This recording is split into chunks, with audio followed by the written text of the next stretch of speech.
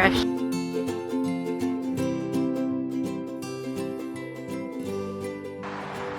Hey everyone, we're gonna harvest some thyme today for drying. So we're gonna get it all cut and ready for drying. So come along. Here is our big thyme plant. I actually just like sat it on the ground last year thinking that it would die, but obviously it did not. So I'm gonna try to get some long pieces so that we can hang in our playroom, aka seed starting room, aka drying room, and get that bottled up later.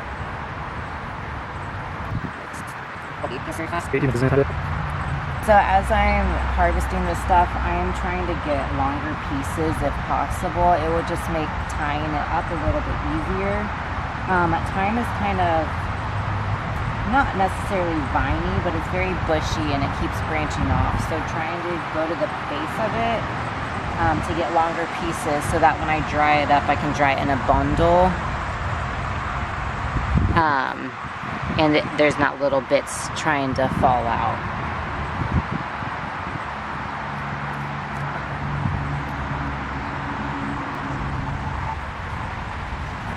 Yeah.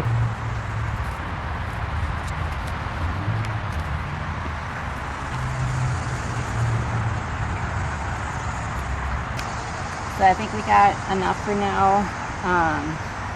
There's plenty here still, but I really don't think that we can use that much dried thyme in a year. So we'll kind of get this started, get it washed and drying, and then we'll hang it up. So now I'm just going to begin the process of just rinsing it all off, and then I'll lay it all to dry, and then I'll let it dry to get all the moisture out for probably until, well, realistically like next week, but ideally just like a day, and then I'll get it in bundles and tie it all up.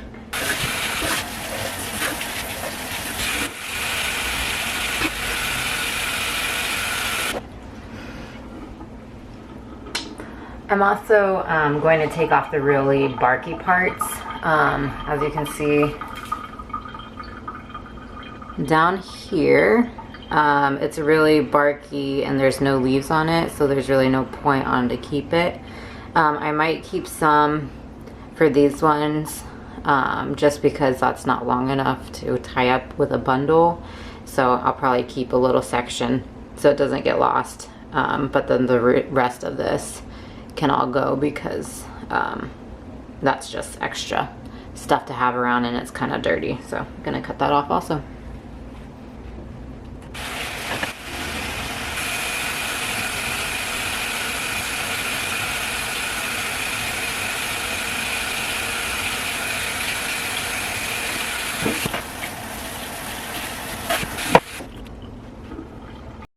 So now I'm gonna take a couple dish towels. I try to choose the ones that are the most absorbent so that it can wipe away moisture a little bit better. And I'm gonna get these laid out. As I lay it out, I'm gonna try to lay them out in bundles, or at least have everything facing the same direction, so that when it's not wet anymore, I can tie them up a little bit easier. The less I have to fight and detangle, the better. So try to do that now as I lay it out.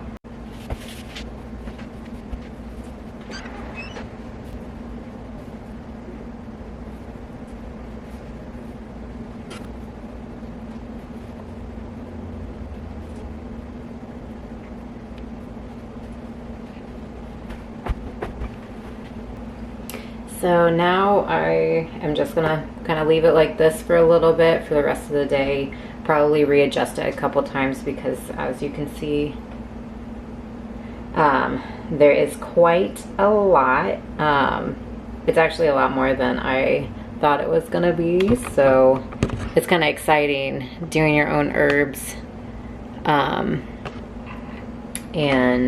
having them dried, and then when you use it in recipes, so much more is yours, and it's exciting, and it tastes a lot better. We dried some rosemary a couple months ago. We overwintered our rosemary plant inside, and so I pruned it back a lot before putting it out for the summer, and I dried all that, and it is so much more aromatic. We had them with green beans the other day, and it's kind of punchy. You have to be careful with how much you use because it can taste like straight up soap after a while. But so I'm excited about this, so I'll let it sit for a little bit, and then the next step will be tying it in bundles and letting it hang for a couple weeks. Alright, so it is the next day. Over the day I had it rolled up, and then I unrolled it and let it sit out overnight so it's nice and dry. I don't really feel much moisture in there, so now I'm gonna tie it all up with some rubber bands and then get it strung up with some string. So that's the next step.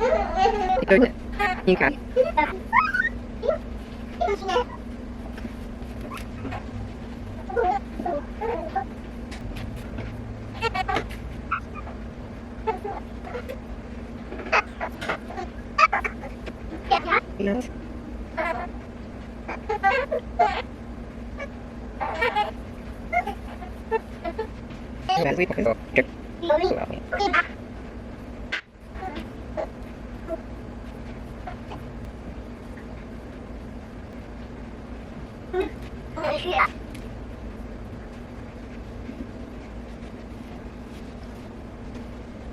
Alright, now that I got them all strung up, I'm going to go hang them up in our playroom where we have our racks and stuff. So do that. This is our little seed starting drying station. There was quite a few things wrong with it that had issues this past year, so hopefully next year it will work out better, but it's working great as a drying station. So I'm gonna hang these up here.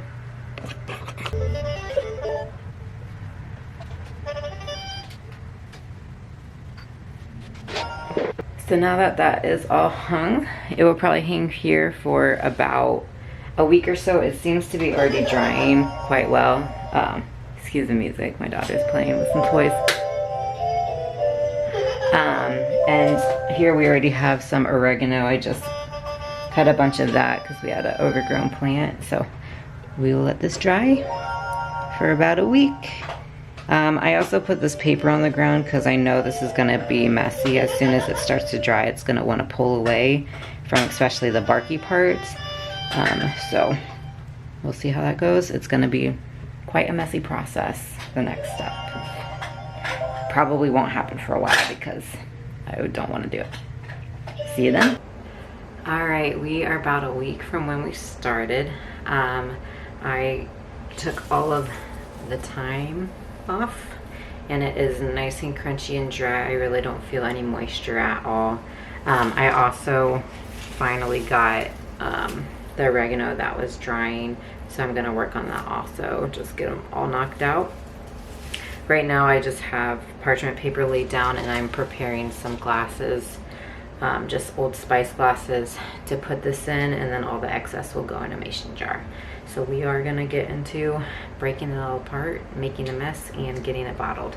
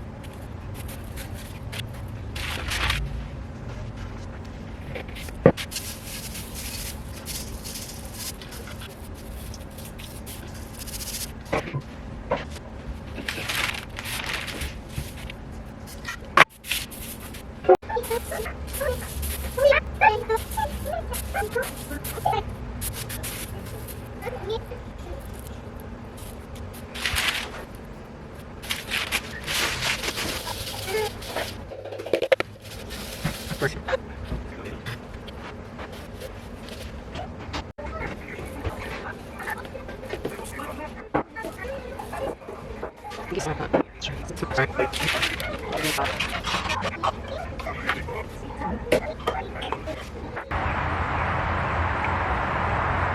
we have it. Fresh, homegrown thyme.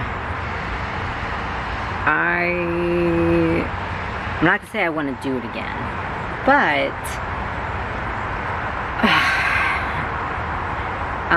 I know that this stuff, you could probably, I don't know if you can see it, but you can see the little long barky pieces in there, and it would be really, really tedious to break it all apart. So I think if I were gonna do it again, I might take all the leaves off before drying it, because they're a lot easier to handle. The branches were just too fragile when I was taking the leaves off to not break off and get mixed into anything. So it's possible when I cook, I might get a little woody bit, but hey, it's a learning process, and I hope you enjoyed watching me preserve some thyme.